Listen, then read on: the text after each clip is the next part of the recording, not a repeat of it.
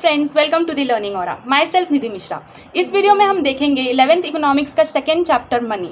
Now as we all know economy is all about wealth, so इसीलिए money is called as the heart of economics. So money से related सारे concept हम इस video में देखने वाले हैं, तो वीडियो को प्लीज़ एंड तक ज़रूर देखिएगा। पसंद आए तो लाइक करिएगा, जिन्होंने नहीं किया है वो प्लीज़ हमारे चैनल को सब्सक्राइब करके नोटिफिकेशन बेल को दबा दीजिए हमारे आने वाले वीडियोज़ के लिए। तो चलिए वीडियो स्टार्ट करते हैं। सो देखते हैं meaning. So money means it's the circulating medium of exchange from one person to another person as defined by the government. अब money is nothing but the exchange medium होता है जो कि one person से दूसरे person तक circulate होता रहता है, ट्रांसफर होता रहता है।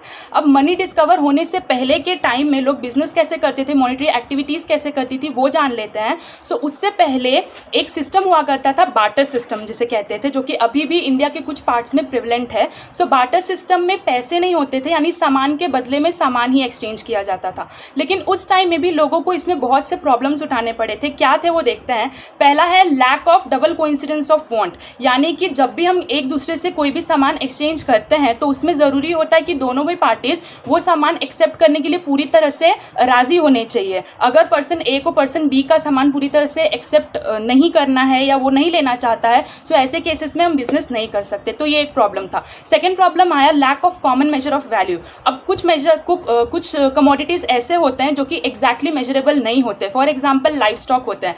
अब लाइफ स्टॉक है और सामान है, वो एग्जैक्टली सामान के मेजर का लाइफ स्टॉक ढूंढना, जैसे 20 kgs ऑफ राइस है, so exactly 20 kgs of life stock या कोई भी जानवर ढूंढना मुश्किल होता था। तो ये भी एक प्रॉब्लम आती थी बार्टर सिस्टम की। थर्ड जो डिफिकल्टीज थी वो थी स्टोरेज ऑफ गुड्स। अब कुछ गुड्स जो होते हैं, जो पेरिशेबल होते हैं, नॉन ड्यूरेबल होते हैं, जो ज़्यादा टाइम तक नहीं टिक सकते हैं, उनको स्टोर करना भी एक प्रॉब्लम था बार्टर सिस्टम में। फॉर एग्जाम्पल मिल्क है, फ्रूट्स है, वेजिटेबल्स हैं एंड ऑल। नेक्स्ट आता है इनडिविजिबिलिटी ऑफ गुड्स। नाउ कुछ गुड्स ऐसे हैं, जैसा कि हमने लाइफ स्टॉक का एग्जाम्पल लिया था। अब कुछ लाइफ स्टॉक्स भी होते हैं जिनकी डिविजिबिलिटी पॉसिबल नहीं होती है। अगर पर्सन ए को पर्सन बी से कोई लाइफ स्टॉक चाहिए, पर्सन ए के पास 20 kgs ऑफ राइस है, पर्सन बी के पास राइस तो है बट उसको पूरी राइस नहीं चाहिए, यानी उसको half an amount of rice चाहिए, 10 kgs। सो लाइफ स्टॉक के केसेस में उसको डिवाइड करना मुश्किल होता है। सो ये एक प्रॉब्लम आती थी बार्टर सिस्टम में। एंड लास्ट है problem of making deferred payments. Deferred payments यानी कि रीपेमेंट या फ्यूचर में पे करी जाने वाली कोई भी चीज़। सो अब जैसे कि पेरिशेबल गुड्स हुआ करते थे, अब कुछ टाइम बाद अगर मैंने किसी से सामान लिया, कुछ टाइम बाद वही सामान उसे लौटाने के लिए सेम कंडीशन में प्रॉब्लम होती थी, क्योंकि जो सामान हम पहले लेते थे वो हमारे पास स्टोर होने के वजह से ख़राब हो जाते थे एंड उसको सेम कंडीशन में रीपे करना मुश्किल होता था। सो ये सारे प्रॉब्लम्स थे बार्टर सिस्टम के। अब बढ़ते हैं मनी की तरफ। अब बार्टर सिस्टम की डिफिकल्टीज तो हमने देख ली, तो उसको सॉल्व करने के लिए लोगों ने कोई ऐसा चीज़ ढूंढने का ट्राई किया जो कि बार्टर सिस्टम के आने वाले प्रॉब्लम्स को दूर कर सके। सो उन लोगों ने डिस्कवर किया मनी। अब मनी क्या है हमने ऑलरेडी मीनिंग में देखा, it's the medium of exchange. So अब मनी, इसके टाइप्स क्या है वो देखते हैं। सो पहला टाइप है, यानी कि प्री हिस्टोरिक पीरियड से लेकर एट प्रेजेंट तक मनी का स्ट्रक्चर कितना बदला, किस किस टाइप की ज़रूरतों के हिसाब से उसके स्ट्रक्चर्स बदले, वो देखते हैं। तो सबसे पहले आता है आपका एनिमल मनी, यानी प्री हिस्टोरिक पीरियड में लोगों के पास सामान से ज़्यादा जानवर होते थे। तो जब लोगों को कोई भी सामान लेना होता था एक्सचेंज में, तो वो लोग अपने जानवर के बजाय वो सामान लेते थे, जानवर देते थे और सामान लेते थे। सो उसमें इनडिविजिबल नेचर की वजह से प्रॉब्लम आया। सेकंड देखते हैं कमोडिटी मनी। बार्टर सिस्टम जैसा ही है कमोडिटी मनी, यानी exchange of goods for goods itself, यानी कि सामान के बदले ही सामान लिया। लेकिन इसमें दो प्रॉब्लम्स आई। एक तो measure of value, exact measure होते नहीं थे सामान के, और दूसरा स्टोरेज ऑफ वैल्यू, इसके लिए पैसे की ज़रूरत पड़ी। नेक्स्ट आया मेटेलिक मनी। अब मेटेलिक मनी जो होता था वो प्योर मेटल से बनता था एंड एक्सपेंसिव होते थे, लाइक गोल्ड एंड सिल्वर, ये एक्सपेंसिव मेटल्स हैं। सो इनके एग्जैक्ट मेजर, यानी कि जो चीपर कमोडिटीज़ होते थे, वो इससे मेजर करना मुश्किल होता था। सो लोगों ने क्या सोचा कि कोई चीपर मेटल से बनने वाली कॉइन्स आनी चाहिए जो कि एग्जैक्ट मेजरेबल हो स्मॉलर कमोडिटीज़ से। सो मेटेलिक मनी के बाद लोगों ने मेटेलिक कॉइन्स डिस्कवर किया, यानी मेटेलिक कॉइन्स जो होते थे वो चीपर मेटल से बनने लगे, लाइक एल्यूमिनियम एंड निकल। सो मेटेलिक कॉइन्स के थ्रू सारे कमोडिटीज़ ईजिली मेजरेबल होने लगे। देन आया पेपर मनी। अब मेटेलिक मनी के बाद, क्योंकि वो उसकी जो पोर्टेबिलिटी होती थी, यानी एक जगह से दूसरी जगह उसको ट्रांसफ़र करना मुश्किल होता था, तो इसीलिए लोगों ने पेपर मनी डिस्कवर किया। अब मेटेलिक कॉइन्स के पोर्टेबिलिटी के प्रॉब्लम के वजह से लोगों ने पेपर मनी डिस्कवर किया। पेपर मनी बनता था पेपर से, जिसकी वजह से वो ईजिली कैरी करना आसान होता था लोगों के लिए from one place to another place. अब पैसा आ गया लोगों के पास, तो इसके स्टोरेज की प्रॉब्लम आने लगी, क्योंकि जब लोग उसे लेकर जाते थे तो उसके चोरी होने के चांसेस होते थे, गिर जाने के चांसेस होते थे। सो ऐसे केसेस में लोगों ने डिस्कवर किया बैंक। अब बैंक एक सेफ्टी लॉकर था लोगों के लिए, साथ ही साथ बैंक लोगों को cheque and demand draft provide करने लगा, जिससे business transactions without cash handle किए जाने लगे, यानी लोगों को पैसे लेके घूमने की ज़रूरत ही नहीं पड़ी। अब इसके बाद फैसिलिटी आई प्लास्टिक मनी की। प्लास्टिक मनी जो कि बहुत ही पॉपुलर है आज के टाइम में भी, यानी क्रेडिट एंड डेबिट कार्ड्स के थ्रू कहीं भी आप जाते हैं कोई भी शॉपिंग करने के लिए इजीली आप शॉपिंग कर सकते हैं, ऑनलाइन शॉपिंग भी कर सकते हैं, जिसके लिए आपको कैश की या फिजिकल कैश की ज़रूरत ही नहीं है। एंड उससे भी ज़्यादा जो ट्रेंडिंग है, जो आजकल चल रहा है, वो है इलेक्ट्रॉनिक मनी। पेटीएम वगैरह, यहाँ तक कि आजकल तो आप लोग को 5 या 10 रुपये की चीज़ों के लिए भी पैसे पे करने की ज़रूरत नहीं है। पेटीएम, फ़ोनपे वगैरह से ईजिली आप ट्रांजैक्शंस कर सकते हैं, पैसे पे कर सकते हैं। इसीलिए जो फ़ोन होता है उसे डिजिटल वॉलेट भी कहा जाता है। सो ये थे टाइप्स ऑफ मनी। होप ये कॉन्सेप्ट आपको समझ में आया होगा। कोई भी डाउट है तो प्लीज़ हमें कमेंट में मेंशन करिए। अब देखते हैं क्वालिटीज़ ऑफ मनी। कोई भी मनी सही मायने में मनी तभी कहलाएगा जब ये जो फॉलोइंग क्वालिटीज़ है वो पोजेस करेगा। फर्स्ट है जनरल एक्सेप्टेबिलिटी। हमें मतलब है 10 रुपये से, चाहे वो नोट में हो या सिक्के में, मेजर ऑफ वैल्यू सेम है तो वो किसी भी फॉर्म में हो वो इजीली एक्सेप्टेबल होता है। सेकंड आती है डिविजिबिलिटी। डिविजिबिलिटी यानी कि हायर डिनोमिनेशंस के जो कैश होते हैं, फॉर एग्जांपल 500 है, अब उसमें 10 के 50 नोट हो सकते हैं, 50 के 10 नोट लीजिए, 100 के 5 नोट लीजिए, कितने भी लीजिए, यानी वो स्मॉलर डिनोमिनेशंस में इजीली डिवाइड हो जाता है। नेक्स्ट है durability. Now money is the most durable asset one can have. अगर प्रॉपरली मेंटेनेंस किया जाए, उसका अच्छे से ध्यान रखा जाए, तो मनी ज़्यादा से ज़्यादा दिन तक टिक सकता है सेम कंडीशन में, specially in case of coins. Next है कॉग्निजेबिलिटी। कॉग्निजेबिलिटी मतलब जो मनी है उसके प्रिंटिंग के वजह से वो इजीली रिकग्निजेबल होता है।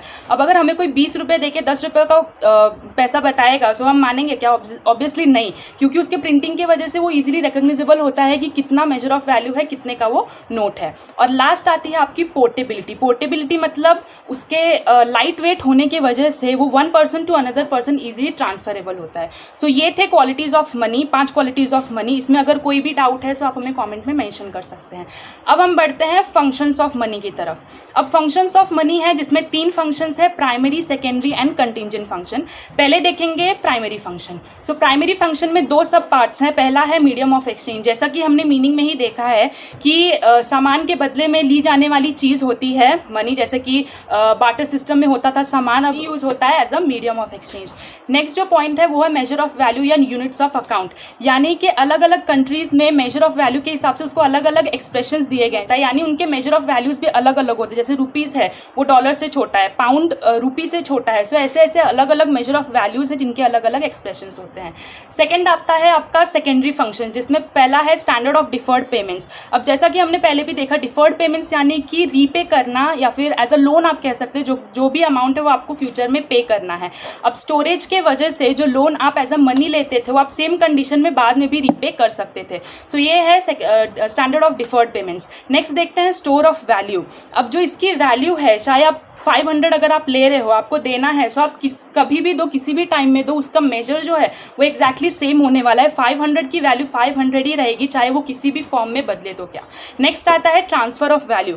ट्रांसफ़र ऑफ वैल्यू मतलब ये होता है कि कोई चीज़ आप किसी टाइम में खरीदते हो एंड सेम चीज़ जब आप बेचते हो या सेल करते हो लेकिन अलग दाम में। फॉर एग्जाम्पल, जब आप कोई फ्लैट खरीदते हैं किसी से, फॉर एग्जाम्पल 30 लाख में अगर आपने कोई फ्लैट खरीदा है, कुछ दिन वो आप अपने पास स्टोर करेंगे, फिर उसकी वैल्यू जब बढ़ जाती है तो वही चीज़ आप एक्सचेंज करते हैं लेकिन उसकी वैल्यू अलग होती है। फॉर एग्जांपल 40 लाख में सेल कर सकते हैं, 50 लाख या 80 लाख उसके वैल्यू के हिसाब से। यानी ट्रांसफर ऑफ वैल्यू मतलब कोई भी चीज़ आप लेके स्टोर कर रहे हैं, उसी चीज़ को आप अलग दाम में बेच रहे हैं। सो ये था सेकेंडरी फंक्शन जिसमें हमने 3 पॉइंट्स देखे। नेक्स्ट देखते हैं कंटिंजेंट फंक्शन। कंटिंजेंट फंक्शन यानी एक्सीडेंटल बोल सकते हैं, एक्सीडेंटल फंक्शंस, यानी लोगों की या नेशन की ज़रूरतें के हिसाब से उसके यूजेज। जिसमें पहला आता है मेजरमेंट ऑफ नेशनल इनकम। अब नेशनल इनकम का जो प्रोडक्शन फैक्टर होता है उसको, उस प्रोडक्शन फैक्टर्स में जो 4 फैक्टर्स हैं, land, labour, capital and entrepreneur, उनके फंक्शंस के हिसाब से उनकी मेजर ऑफ वैल्यू होती है। जैसे लैंड के लिए आपका रेंट हो गया, देन लेबर के लिए वेजेस है, कैपिटल के लिए इंटरेस्ट है एंड एंटरप्रेनर के लिए प्रॉफिट्स हैं। सो उनके फंक्शंस के हिसाब से उनकी मेजर ऑफ वैल्यूज़ होती हैं, उनके फंक्शंस के हिसाब से उनको पैसे मिलते हैं या दिए जाते हैं।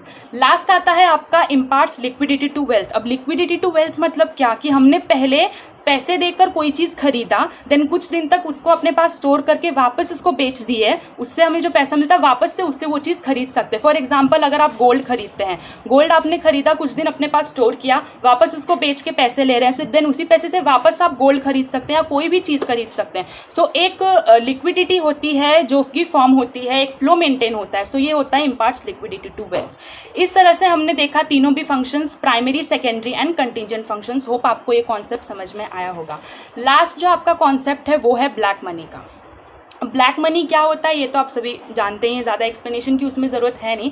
लेकिन ब्लैक मनी जो होता है वो एक ऐसा पार्ट ऑफ मनी होता है जो कि लीगली एक्सेप्टेबल नहीं होता है। अब जो ब्लैक मनी है वो ज़रूरी नहीं कि सिर्फ इलीगल वे में ही आए, लीगल एंड इलीगल दोनों भी तरीके से आ सकता है। फॉर एग्जाम्पल पुलिस स्टेशन का ले सकते हैं। सिर्फ पुलिस स्टेशन में लीगल ब्लैक मनी किस तरह से आती है, जो भी अगर आप कोई ट्रैफिक रूल ब्रेक कर रहे हैं या कोई भी रूल अगर आप ब्रेक करते हैं जिसके लिए आपको फाइन या पेनल्टी पे करनी होती है, सो वो जब आप पुलिस स्टेशन में देते हैं सो वो भी एक तरह का ब्लैक मनी है, क्योंकि वो इलीगल तरीके से मिलता है, लेकिन लॉ के रूल के हिसाब से वो पुलिस के लिए लीगल मनी हो जाता है। सो ये भी एक तरह का ब्लैक मनी है जो कि लीगल तरीके से आता है। और इलीगल तरीके से आने वाली मनी यानी कि रिश्वत जिसे हम कहते हैं। सो ये था ब्लैक मनी। अब ब्लैक मनी जो है वो बहुत से तरीके से आ सकता है, जैसे करप्शन हो गया, ब्राइबरी हो गई, ब्लैक मार्केटिंग, होर्डिंग्स। सो ये सारी चीज़ों के थ्रू ब्लैक मनी लोगों के पास आती है। अब ये जो ब्लैक मनी था वो इंडिया में इस तरह से बढ़ गया था कि नवंबर 2016 को डीमोनेटाइजेशन लागू किया गया, जिससे रातों रात जो नोट थे वो चेंज कर दिए गए, जिसके थ्रू ब्लैक मनी होल्डर्स लोगों के सामने पूरी तरह से एक्सपोज हुए थे। सो होप आपको ये समझ में आया होगा। So black money is nothing but the part of money which is not legally accepted. So इस तरह से हमने ब्लैक मनी भी कवर कर लिया, जिसके थ्रू आपका चैप्टर नंबर 2 हमने पूरी तरह से कवर कर लिया है। होप आपको ये वीडियो अच्छा लगा होगा। अगर लगा तो प्लीज़ इसे लाइक करिएगा। वीडियो कैसा लगा, इसका रिव्यूज़, कोई टिप्स, कोई सजेशंस जो भी हैं प्लीज़ हमें कॉमेंट में मैंशन करिए। वीडियो को ज़्यादा से ज़्यादा शेयर करिए, स्पेशली 11th स्टैंडर्ड के स्टूडेंट्स में। सो मिलते हैं फ्रेंड्स अगले वीडियो में कुछ नए टॉपिक्स के साथ। Till then bye bye, take care.